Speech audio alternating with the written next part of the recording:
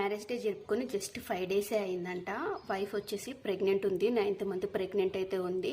So every month checkup చేసుకుంటారు కదా, so అట్లా ఎవ్రీ మంత్ చెకప్ చేసుకుని 9th మంత్కి కూడా ఇంకొక 10-20 డేస్ అయితే డెలివరీ అయిపోతుంది. ఇంట్లో ఎవరో ఒకరు బేబీ బాయ్ గర్ల్ వస్తారు, హ్యాపీగా టైం స్పెండ్ చేసుకోవచ్చు అనేసి మనం ఎన్నో ఆశలు అయితే పెట్టుకున్నారు.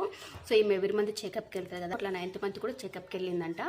వెళ్ళినప్పుడు ఇంకా ఆమెకి డెలివరీ డేట్కి ఇంకా 11-12 డేస్ అయితే ఉందంట. అయినా సరే డాక్టర్స్ ఆపరేషన్ చేసి బేబీని అయితే బయటికి తీయాలి, లేకపోతే బేబీ ప్రాణానికి ప్రమాదం అని చెప్పడంతో వీళ్ళు ఆపరేషన్ కోసం అనేసి ఒప్పుకున్నారంట. సో దానికోసం వాళ్ళు 25,000 ఏమో డీల్ ఏమో మాట్లాడారంట.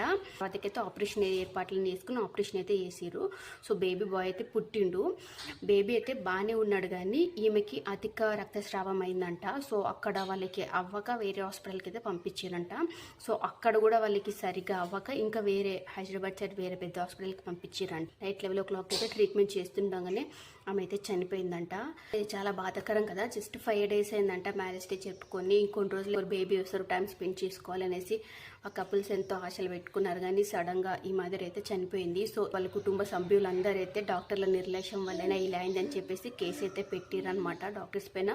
ఈ పేషెంట్ వాళ్ళ మమ్మీ అయితే కేసు పెట్టింది. వీళ్ళకి ఎంతో కొంత పరిహారం కూడా చెల్లించాలని అయితే ధర్నాకైతే దిగిరనమాట. ఉంటారు కదా పెద్దలు, వాళ్ళు వీళ్ళు అందరూ హాస్పిటల్ ముందు ఈ పేషెంట్ వాళ్ళ తరపు వాళ్ళు వీళ్ళు ధర్నాకైతే దిగిరంట.